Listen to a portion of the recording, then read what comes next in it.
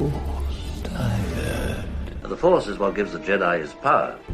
Why is the Force connecting us? I am a Jedi. Always two there are. We're a dyad in the Force.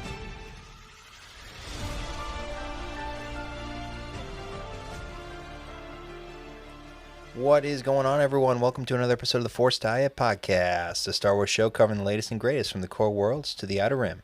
If Star Wars is your space, we are your place. We are honored that you've joined us. I'm your host, Obi Sean, and on today's episode, I'm joined by none other than the master himself, Jedi John. How you doing, buddy? I am doing well. Doing good? Excited to be back. Oh, yeah. Got some new Bad Batch to cover. Looking forward to the last two episodes of the season. We are set up nicely. Things are about to go boom. The powder keg is about to erupt. The match is lit. We are so close. So yeah, we've got a couple episodes of the Bad Batch to talk about tonight, as well as some Lego news for the May the 4th drops, and we're going to talk a little bit about the Star Wars Outlaws trailer. Yeah, I mean, we can jump straight in, or we can share some. Bowling's over. I beat you this year. Sorry. Yeah, but that's not a surprise for anyone. That's you both, you know, with your newly repaired shoulder, your skills have definitely risen to new heights, except on your Thursday night team, where apparently you play the version of me on that team, where you're like substandard. Substandard. I had the third highest average on that team. You said you were carrying a 196. Yeah. That's what I carry. That's fourth highest average. That's what I carry. It's just third or fourth highest average on the team. You know, it's just me setting up for the playoffs. Okay. Even my captain was like, "I really like you sub 200. This is going to be fun." It's strategery. Well, and then because then when I roll a 670 during the playoffs, it counts for that much more. You get that extra handicap. As in, we are in the championship. There you go. Is this second year in a row? Third year in a row?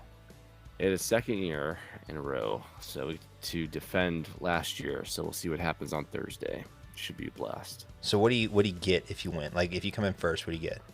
Mo money. You get extra money, or is like mo money, mo money, mo money. Yeah, more money for each place you win. And then there's like because you have your I guess you could call it your side of the division championship, which is what you bowl for. You bowl best 2 out of 3 games. And then if you win that, you bowl one Baker-style game against the other division's champion, which is technically the ultimate champion, but that's only worth $100 at the end of the day. So you get more money for taking first in your own division, and you get an extra 100 on top for beating the other division's champion. Gotcha. Which we did last year. And for those of you at home that don't know what Baker-style bowling is, if you have a 5-man team, you alternate your frames. So if I bowl first, and then the second bowler is 2, 3, 4, 5, and then it rotates back to me in the 6th frame, 7, 8, 9, 10. So it becomes really important to be consistent during those games. Like last year during the championship, we had we rolled 5 out of the first 6 strikes. So that's helpful. That is helpful. It's a helpful start when you look across the way and they are not striking in a row. It's just demoralizing for them. Soul crushing, if you will. So that extra $20 would be helpful to fund your new trading card habit with your new Star Wars unlimited trading cards that you're buying now, right? Yeah.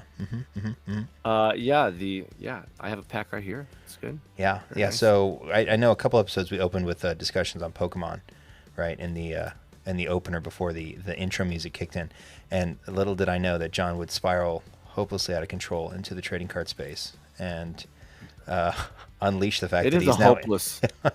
You're in a Star Wars trading card game now. I am.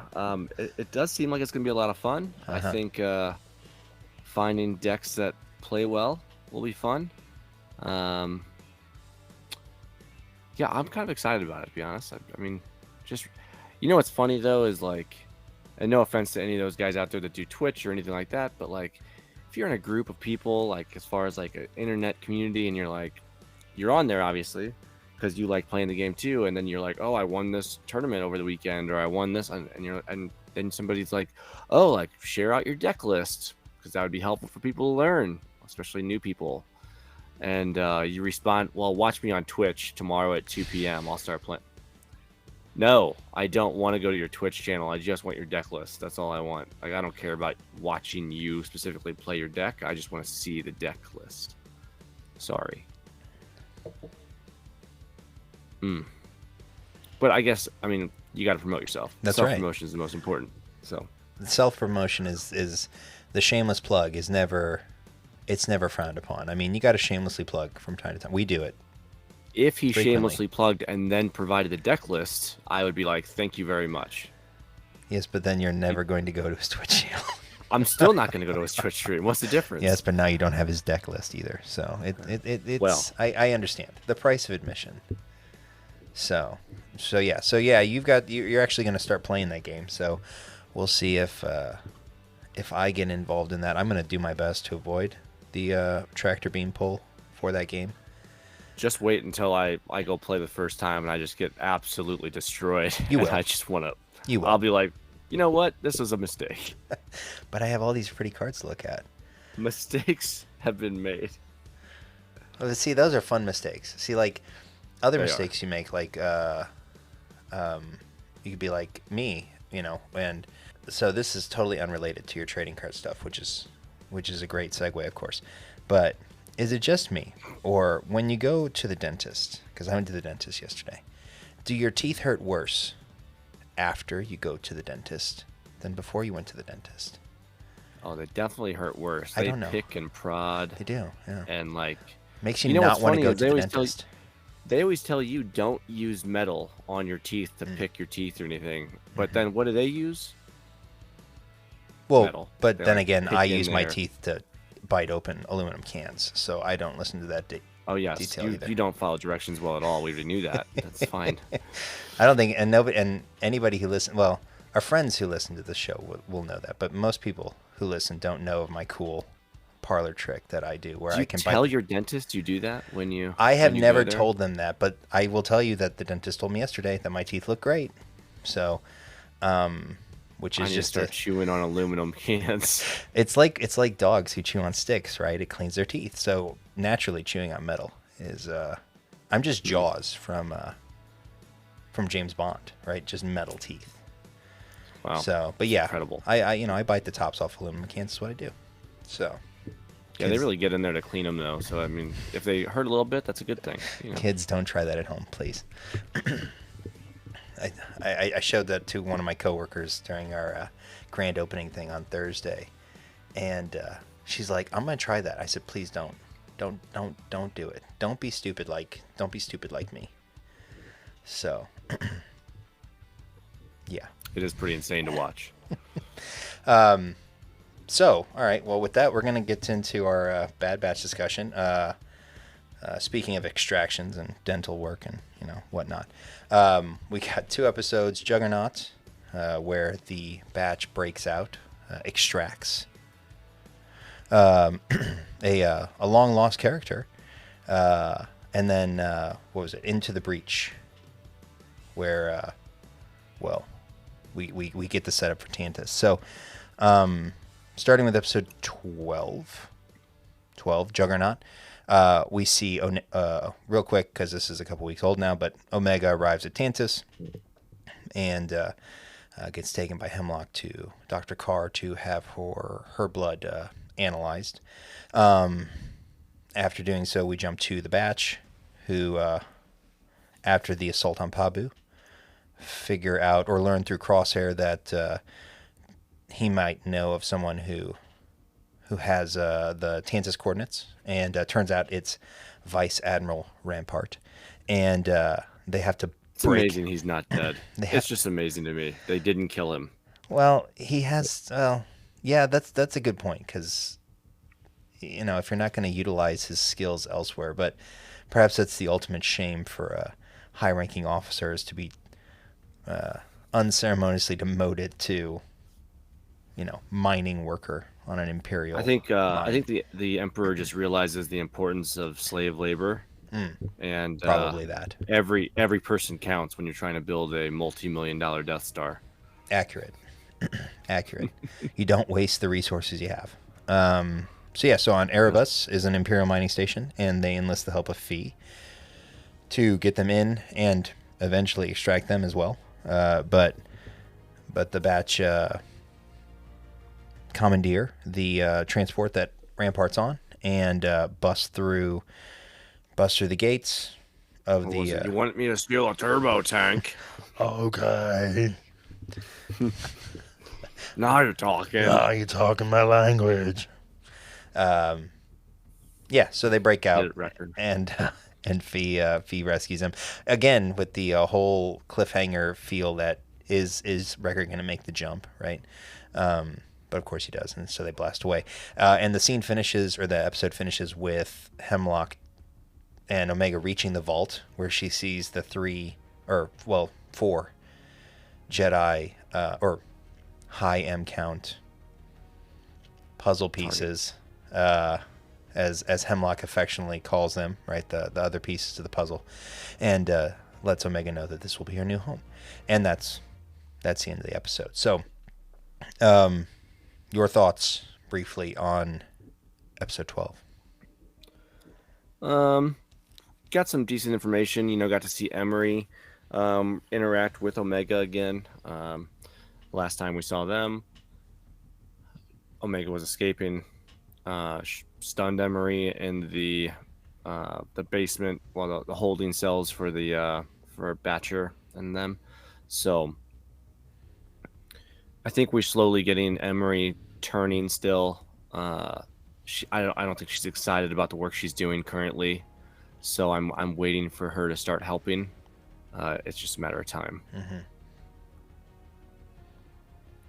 Yeah.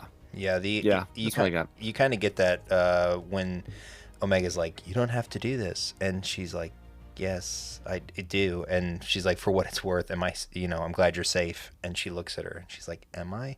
And you can see through the goggles like the concern in her eyes, right? Because she's been down to the vault and she knows kind of what's going on there. It was a fine episode for what it was, which was getting a piece, I guess, to what will be, what was episode 13. I know a guy that might know a guy that can get us there. Cool.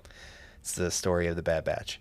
It was cool, that they brought Rampart back. I did like him obviously as a villain. And he still has his.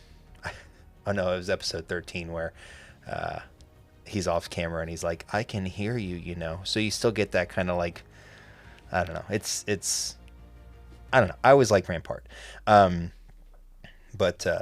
it was kind of nice to see him. I'm blanking on his name, but he's reminding me of the Imperial officer that actually did flip sides in Rebels. And I'm just blanking on the name. Oh, Zeb and Callus. Agent Callus, yeah. Callus. Uh-huh. So, so like it's reminding me of that back and forth between, the Rebel scum and the Imperial officer, that they're arch enemies, but they just go back and forth the whole time. Mm-hmm. Especially when they had to help each other out. It was just, very interesting dynamic. Yeah, and Rampart played the part well. Indeed, and so they, of course, they get the piece they need. They have the slight, tense moment there at the end, right, with the escape. But again, everything's building towards that final standoff. So you kind of knew that everyone had to be okay. So, real quick, Omega has to watch her friends die. That's what it's gonna be. They can't happen not in front of her or the other batch members. You know what? Well, after episode 13, I'm kind of confused on. Not confused. I'm curious as to the path they're going to take. So real quick with Juggernaut, what sort of grade would you have given it, or would you give it? Oh, that's like a 7.5 episode. I mean, there wasn't too much in it other than setting up more stuff. So, and getting us to the next episode. Yes, yeah, I agree. I'm in that mid to I'm probably like a 7.2, 7.3 is what I would have given it, or what I would give it. Again, it's a fun episode, but and it's literally the stepping stone to 13. So you can't have 13 without 12. And they had some fun with it. So yeah, it's a average episode. And IMDb agrees with that, 7.6 out of 10. Only 6 user reviews, so I'm not really going to go through those. Bringing us now to episode 13, lucky number 13, Into the Breach. And so in this episode, we learn through Rampart that, well, of course, he doesn't actually know how to get to Tantiss. Shocking. But that he does know that the coordinates for Tantiss are sort of live uploaded or uplinked to ships that are meant to visit the base, and so the only way to get that would be to hack into a navicomputer on one of those ships. Again, at the beginning, you get Echo arriving in a stolen Imperial shuttle, which is where you get that banter that we just talked about between Rampart and Hunter and Echo. And so in doing the reconnaissance, they're able to learn that there's a system, not a system, like a star. It's like a spaceport. Thank you, spaceport, hovering around Coruscant, where all of those ships depart from. And so they find a way to get in using some stolen clearance codes. It's always the stolen clearance codes that get them in. So they find a way onto a science freighter. Or sorry. They find their way into a control room where they learn that a science freighter is getting ready to take off. They send Echo ahead to infiltrate and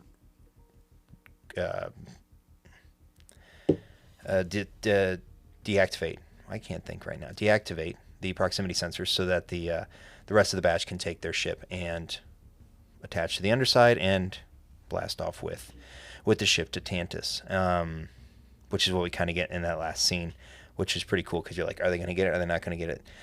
Again, you kind of feel like they have to get it. So, and meanwhile, you have Omega meeting her friends, her new puzzle pieces, and being a bad batcher herself, she's got to find a way to get out. So she learns that there's a way up the shaft, a la the Shawshank Redemption or any other prison break movie you've ever watched in your entire life. And well, they're getting out, they're busting out, and she's taking them all with them. So she doesn't have a poster to cover up her entry point, so I don't know how she's going to do this. And the wall slid. It was kind of interesting how the wall panels just like slid on top of each other. Yeah, it was like almost like a Tetris, like if you imagine the Tetris pieces falling down, right? They all just kind of fell into place. So it is interesting that there isn't a specific slot for that, like sort of door, if you will, like a different configuration for that. It is all just one and the same. So, but it was cool. But yeah, anyways, so Omega's going to bust him out, and perhaps she gets the assistance, as you alluded to, from Dr. Carr. But there's clearly another scientist who's angling, who doesn't like the way Dr. Carr is running She wants things. a job. She wants a job. She doesn't like it. She's very sus. She's very suspicious. And so yeah, so we blasted off on our way to Tantiss with the crew. Omega's looking for a way to escape, and yeah, so we've got our final 2 episodes. Flashpoint and the cavalry has arrived, which we'll talk about here shortly. So, Into the Breach. Your thoughts?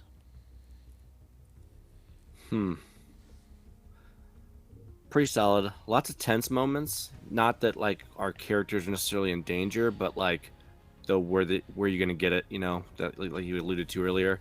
We kind of knew they had to get it because we needed to get to the next episode again. But it was a lot of tenseness around just, is he gonna get the code? Is he gonna get caught while he gets the code?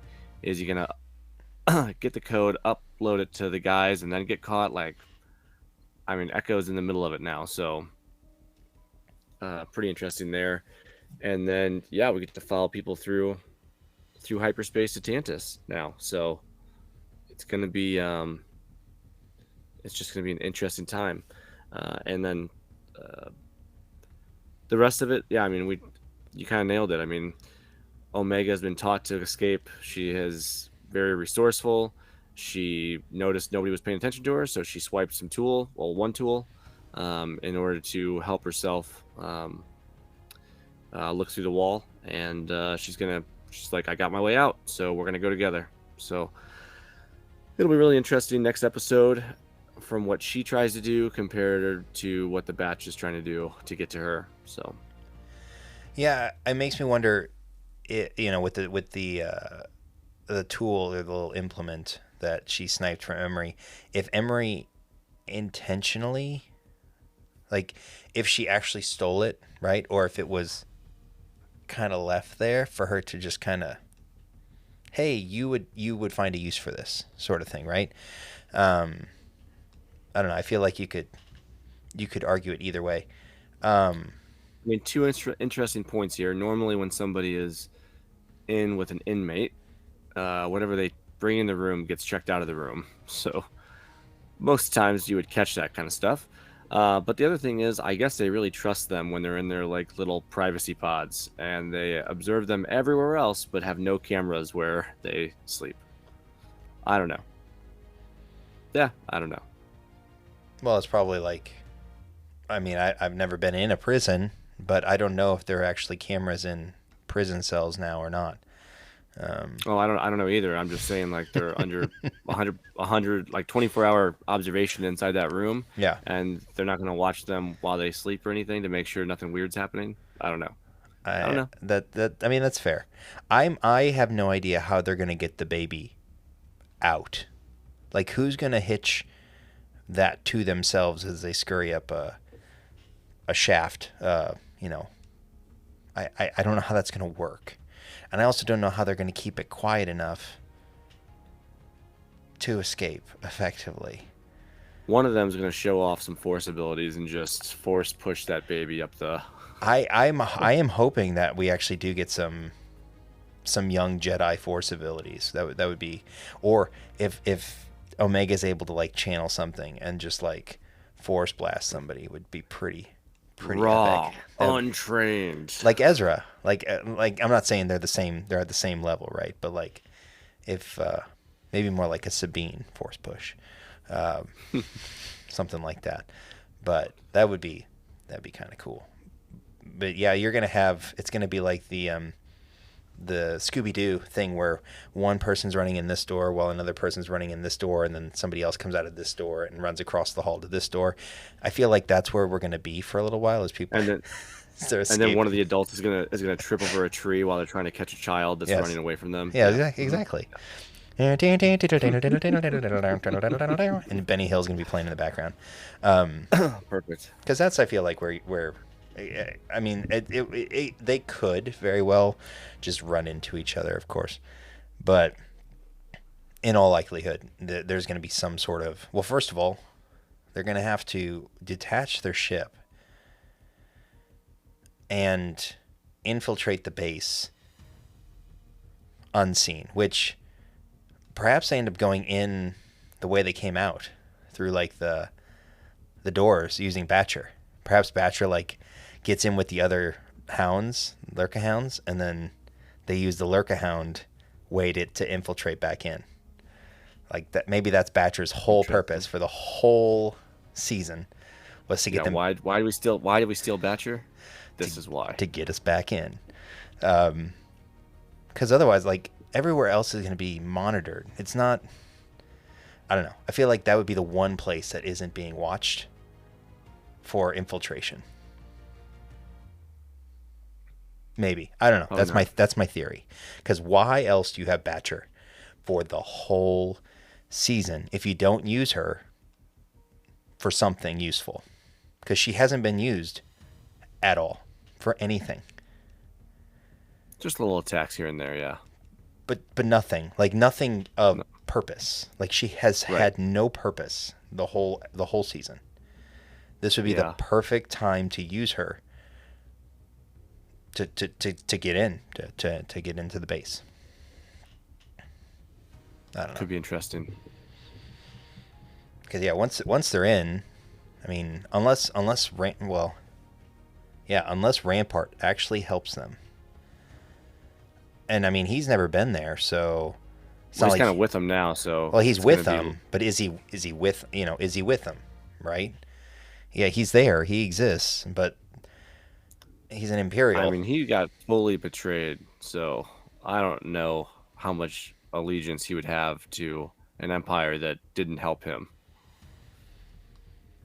True, that is true.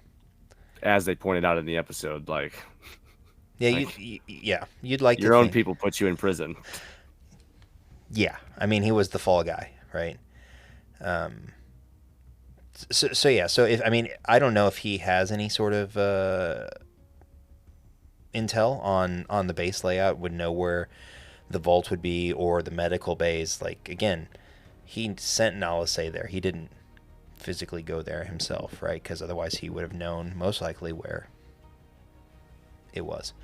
So yeah, with Flashpoint, the episode name, right? Or sorry, Flash Strike, right? So it's like a quick hit thing, quick hitter. So in and out. So I don't know. And maybe that has more to do with her escape than their entry. I don't know. I'm also curious to see what kind of role Scorch plays now that the Batch are going to go to Tantiss. He's been kind of lurking in all the missions, so to speak. For those of you that don't know who I'm talking about, it's like the upgraded clone trooper looking guy with a blue visor that glows. We see more and more of those The commandos, yeah, commandos. On Tantiss. So I'm kind of curious to see them in action because we haven't really seen them go all out. And I'm also interested to see how many elite, like the shadow, covert like the ones, shadow clones, the shadow clones they have on Tantiss. Even if they're not ready to go, I mean, we're gonna see them come out to play if there's any left on the base right now. So yeah, if they wanted to, like, see, this is the thing that's gonna be interesting because they're clearly gonna relay the location, and that's what the cavalry is gonna be, right? Like everyone's gonna come in, they're gonna assault the base. It's gonna be epic. I really hope it's like an hour-long episode. The time, I don't know that's been released yet. So it's not just going to be the 4 of them or 5 of them taking on the whole base. Like you're going to have everybody that Rex and Echo have amassed who was left from, the stuff in... what if we're looking at this the wrong way and it's the other cavalry? What? Oh, like the Empire just comes in and orbitally bombards everything? I mean, it could be.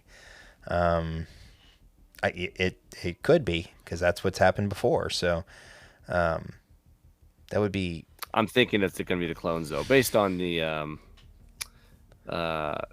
trailers for the season. I think we saw enough clones show up that were random, colored and everything else. So well, except that half of them got yeeted in episode 10 or 11, whenever that was. 10. Nope. There wasn't that many 11. on that base, I don't feel like. Not 11. When was that? Oh, 7. Episode 7. Yeah, when they attacked Rex's base after they captured the... Well, I think you're going to get... I think you're going to get shadow. Wolf. I think you're going to get Wolf helping internally. Maybe Scorch, perhaps. But you're also going to have far too many, like, loyalists, if you will, or just enlisted, who won't give any cares about the clones who are left there.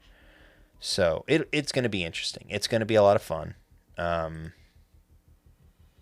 Real quick with Into the Breach, and then we can kind of wrap up our end of season discussion. Into the Breach, what would you what grade would you give it? I mean, I'd give it an 8. I mean, we got a lot of good details that really step up, like just set up next episode. Nothing that we didn't think was going to happen. We kind of knew that Omega was going to find her way out, or at least start planning her way out, and then we knew the Batch had to get the next step, so to speak, to get to Tantiss.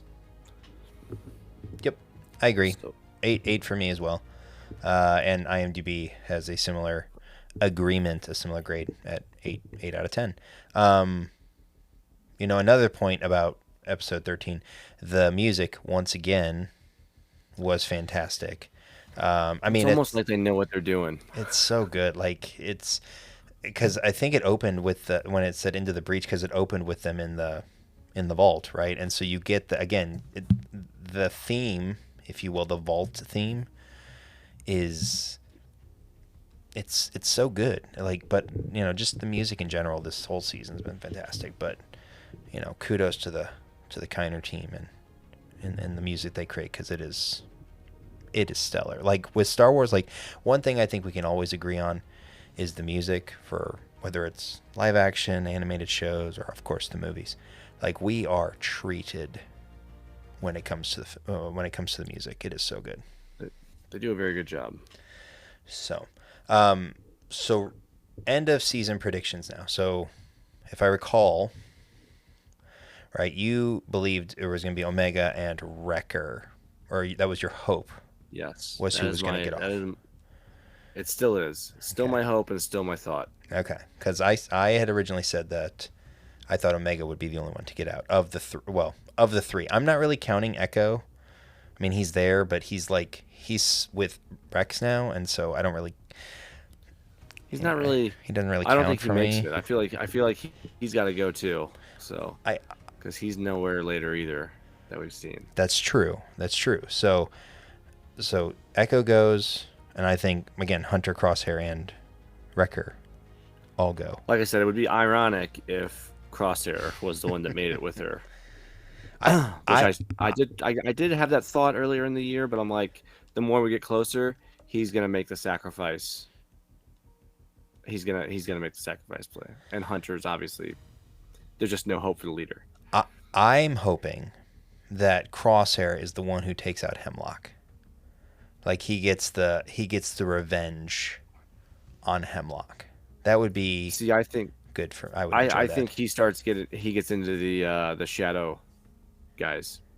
He gets into those guys and takes out a couple of them, and maybe has a moment where he decides to sacrifice himself to take out whatever's left of them.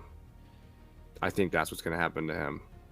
Just because we had that standoff earlier in the year that wasn't resolved, and I think we're going to get the finale to that, and it's going to end up being Crosshair's demise.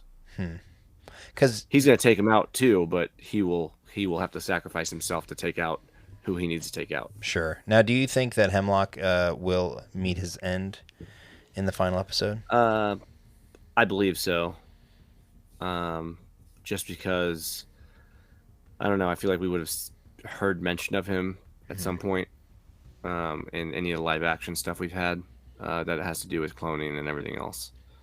Yeah, I would also suspect that that's why there's a setback in this project, right?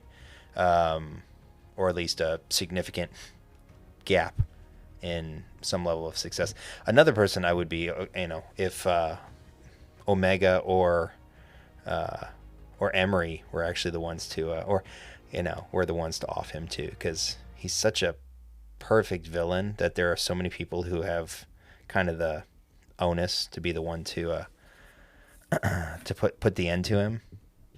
I just hope it's satisfying, because all good villains need that satisfying, like, comeuppance, right? Like Game of Thrones people, right? When Joffrey ate it, because you hated Joffrey, right? Like when he ate it, you're like, yes. Or Ramsay Bolton, when he ate it, you're like, yes, because he is just an evil person. Hemlock deserves that, like, villainous, like that good villain, just comeuppance. So, I think, anyways. So yeah, but yeah, like I said before, like getting back on topic here.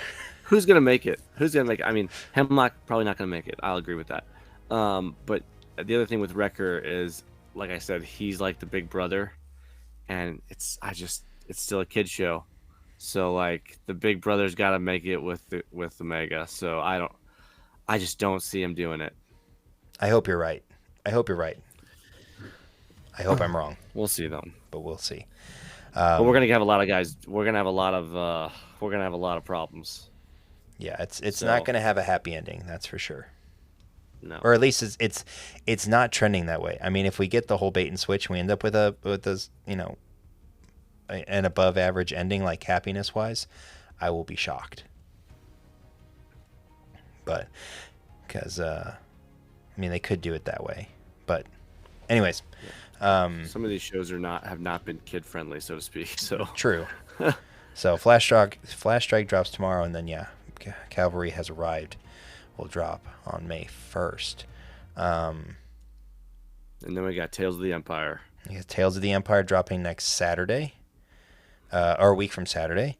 Also, oh, we're going to the Phantom Menace yes, next Friday. Also, a week from Friday, you and I and TK Keith will be sitting in some comfy chairs watching the 25th anniversary re-release of the Phantom Menace, which is going to be awesome. I will have a nice little popcorn bucket and be set.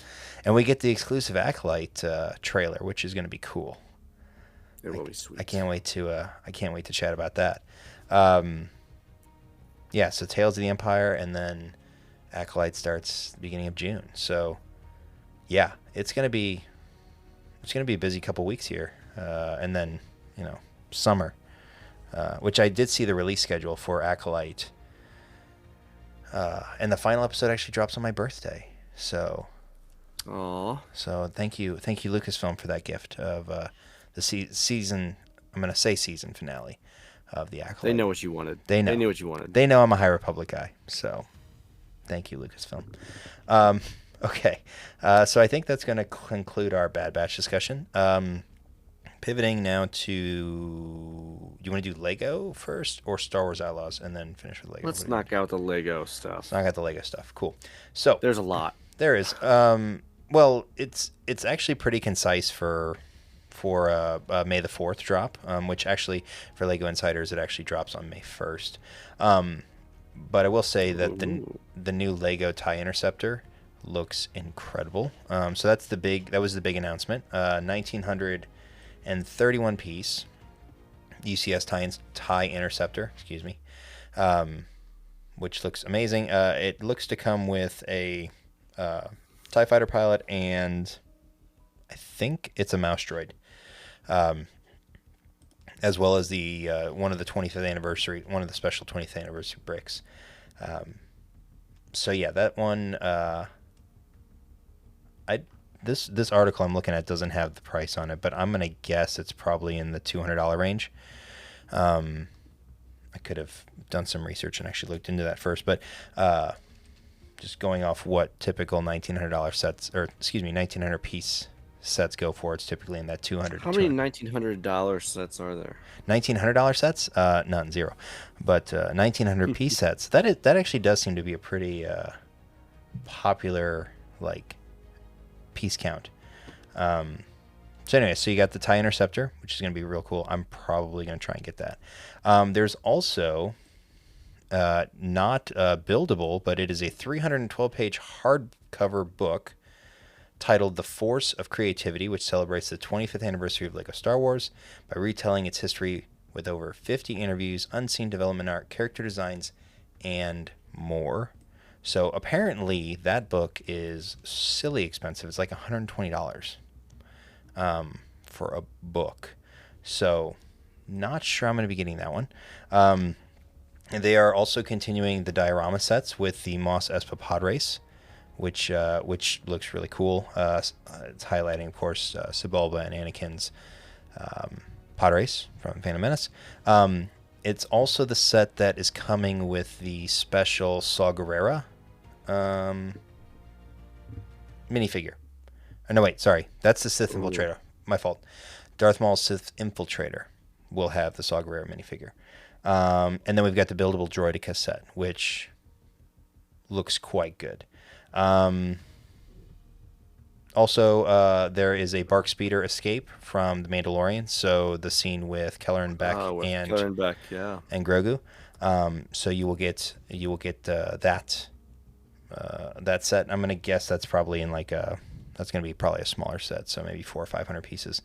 And then there's gonna be two brickhead sets. One is a Clone Commander Cody, and the other The other is going to be like a kind of a mixed set of a couple different characters from the Phantom Menace.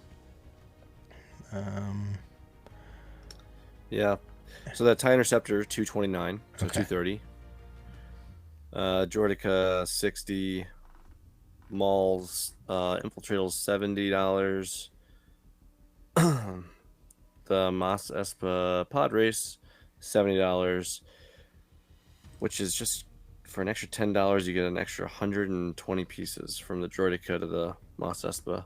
Anyway, Speeder Escapes 221 pieces at $30. The Trade Federation Troop Carrier is at $160 for 262 pieces, which just seems incredible. Oh, it's free with orders above 160 on the site. Sorry, that's the giveaway. Which Trade Federation Troop Oh Carrier. yeah, the troop carrier. Yep.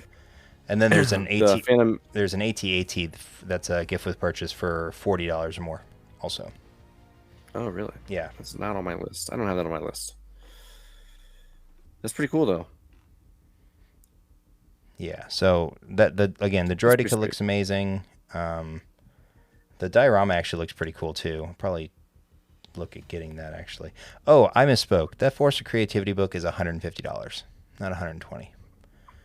Did you say that? I may have missed that. I did not. I Okay. did not say anything about the book. So yeah. So anyways, good, pretty good assortment of things in what I would consider for Lego today reasonable price ranges.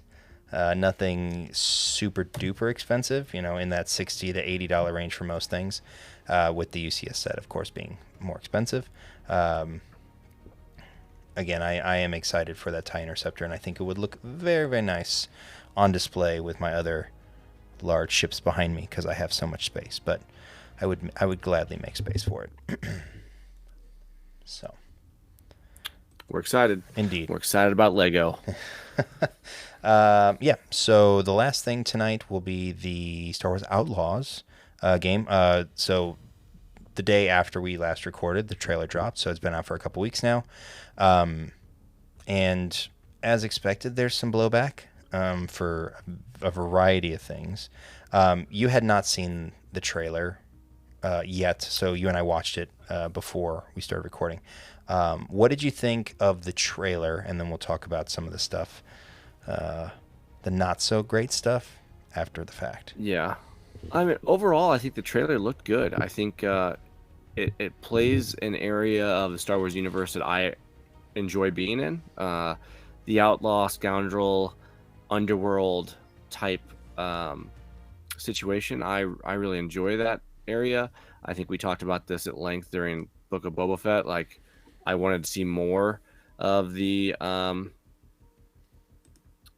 different what's the word I'm looking for? Like crime syndicates. Yeah, syndicates. Thank you. So, I think that was going to be a big selling point for me. It still is. Price of the game, not so much a big selling point for me after reviewing some of that information. But it definitely, it has my interest. I'm very, very curious to see some actual gameplay footage and see how it plays out.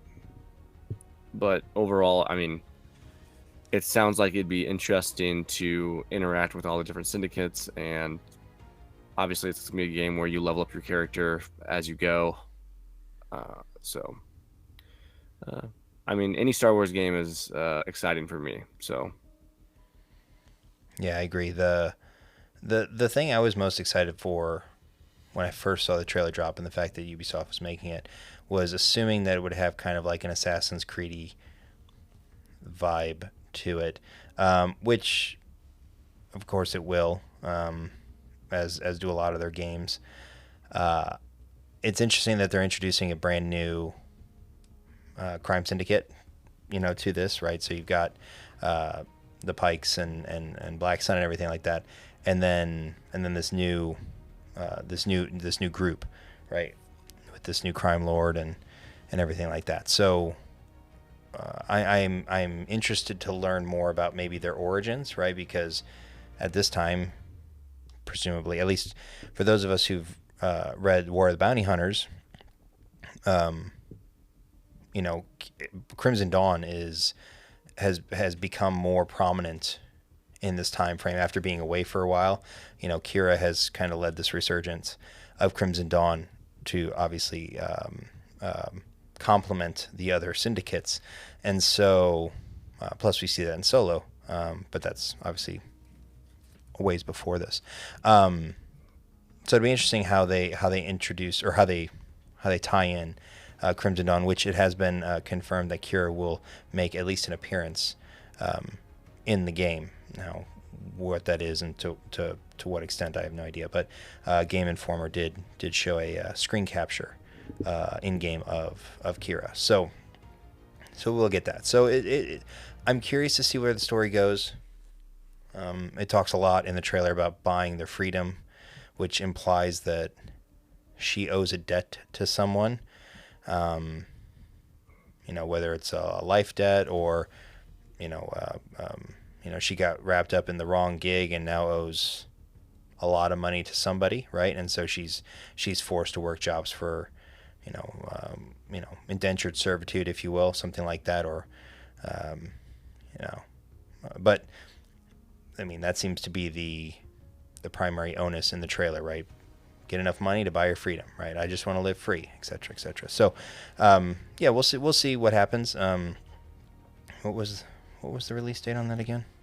Do you have that handy? I should have had that handy. I do not. It's August 20th? August 27th. 27th? Yeah, August 27th. And for those of you who buy the Gold or Ultimate Uber Edition, you get 3 days early access. So I don't know if that's worth the extra $50 you got to pay, but there you go.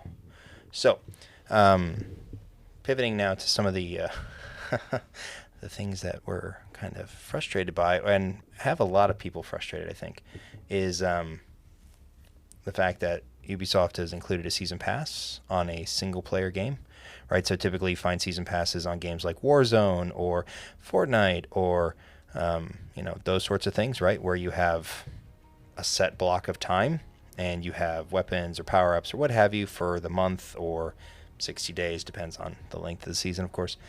And it's meant to help level up your character for multiplayer stuff. Most games don't typically carry season pass for single player. But Ubisoft, not one to eschew, some controversy and whatnot, decided to add one here. And of course, they've hidden the one mission that most everybody from watching the trailer probably wants to play behind it, which is the Jabba mission, which is available day one, which means that it is already built and in the game. But Ubisoft decided to put it behind a paywall. And unless you buy the Gold or Ultimate editions, which are $110 and $130 respectively, you will not have access to this.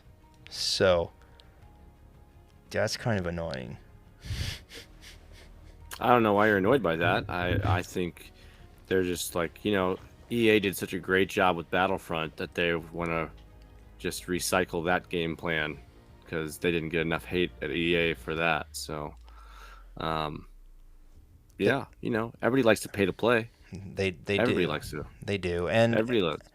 I mean, the pre-order bonus for if you pre-order, all it is a cosmetic skin for your speeder bike or your ship, and your ship. You get 2 cosmetic kits. So if you buy the season pass, or if you buy the game with the season pass, not only do you get the Jabba mission, you get 2 future DLCs, as well as a Kessel Runner character pack for Kay and Nyx. And all that is basically she's dressed like Han and Nyx has a little bandolier to make him look like Chewie. That's really it.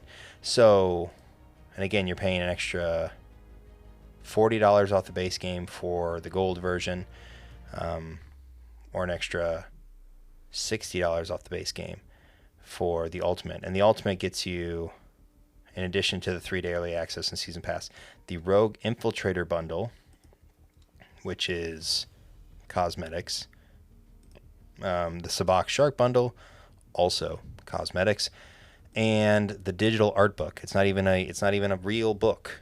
It's pictures online, which I'm sure you'll find in a subreddit at some point. So it just They're just flying off Fortnite. Like Fortnite kids are buying skins. That's all they buy. Just cosmetic skins. There's nothing for power-ups, just cosmetic skins. That's all they're buying on there. like I don't. And they're making a fortune. I mean, at least with, and maybe I don't know, because Jedi Survivor did something similar, right? Where you could, if you pre-ordered the game, you got the Hermit, which was the Obi-Wan poncho and his New Hope hilt. Right. And so it was cosmetics, right? But that was cool. It was cool. I paid for it.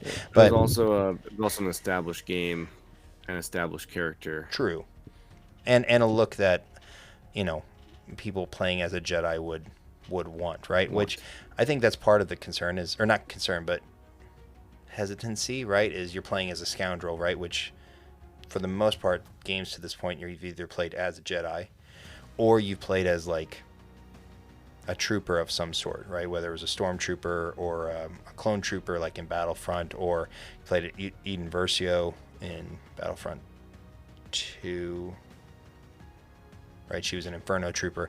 So like some form of like specialized unit. You've never played as like just a normal person, frankly, like with no real added I think the powers or biggest thing anything. too with the cosmetics being like dress up like Han Solo. If I wanted to play as Han Solo, like give me a game to play as Han Solo. I don't need somebody looking like just playing dress up as Han Solo in the True. exact same gear. Like That's true. I don't know. Well, I don't know. And you and I talked obviously when we were kind of reviewing this before the recording. You can also get the Ultimate Edition through Ubisoft Premium, which is like Xbox Game Pass for those who have an Xbox, but just for Ubisoft games, right? So it's $18 a month, and it gives you access to the Ultimate Edition, which is normally $130, and it gives you all of the same stuff. So you have 3-day early access and everything. So what I don't But get, it also gives you 100 extra games. it does. So It gives you, yeah, you can play. Ubisoft's like library. So you've got all of the Far Cry games, which Far Cry 6 was actually a lot of fun to play. All the Assassin's Creed games, so on and so forth. And so, you and I were talking about, I don't understand why people wouldn't just sign up for this for, even if it took you 2 months to finish the game. Now, maybe if it's only PC, that might be an issue. But otherwise, I mean, you paid 2 months, it's $36, and you just cancel it because it says you can cancel anytime. Like there's no contract or anything like that.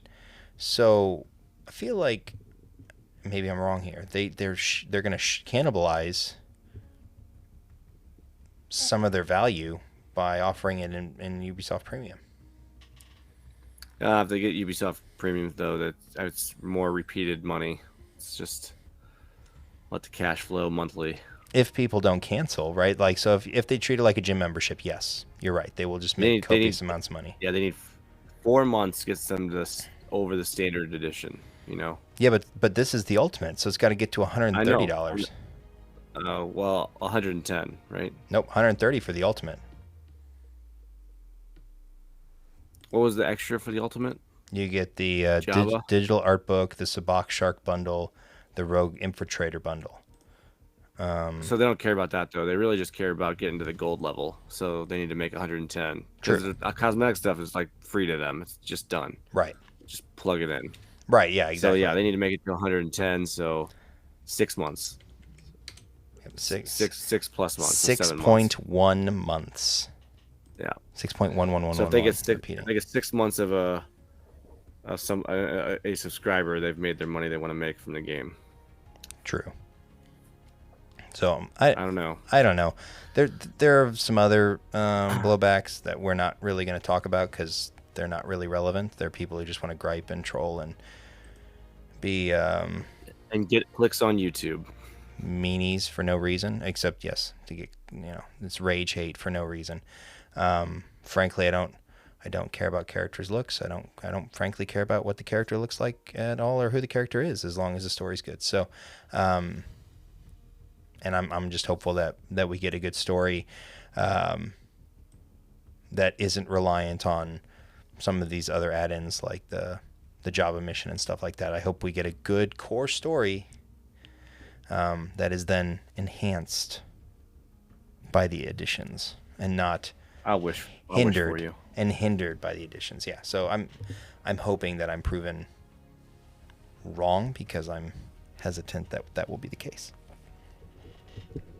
So, any more thoughts from you on Outlaws or on Bad Batch or anything we talked about this evening?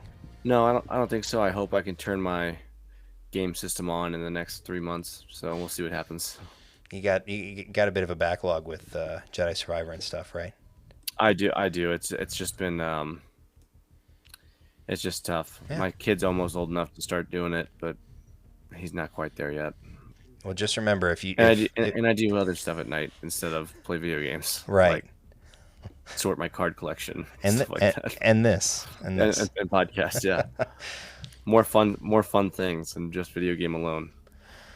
Just remember, if LJ ends up watching you play Jedi Survivor, the stormtroopers are sleeping. They are sleeping. They are not dead. So just remember that distinction. I don't know. I think I'll figure it out. Nah, because anytime you save, right, they wake back up. See, and that's, you go, see, they were asleep. They wake back up. Dad, you stabbed him right in the gut. Yeah, he's sleeping. Well, he's all tuckered out. Look at that little guy. It just went in the side. It missed all the vital organs. He's okay. Yeah. So, all right. Well, with that, we're going to start to wrap this up. We want to thank you all for listening. If you made it this far, be sure to follow or subscribe to the show, leave a rating or review, and link up with us on social media. Be sure to check the show notes for links to our social channels, and if you have things you'd like to hear in the future episodes, our DMs are there to slide on into. Check out the back catalog of episodes, where you're sure to find something you'll enjoy, and share us with your friends. Join us, and together we will rule the galaxy. As we have for every episode this year so far, we're going to leave you with this little nugget of wisdom, which, again, I think is on point for what we talked about as far as Bad Batch is concerned, and that is the young are often underestimated. So with that, we're going to bring our episode to a close. So for Jedi John, I'm Obi-Shawn, and until next time, may the Force be with you.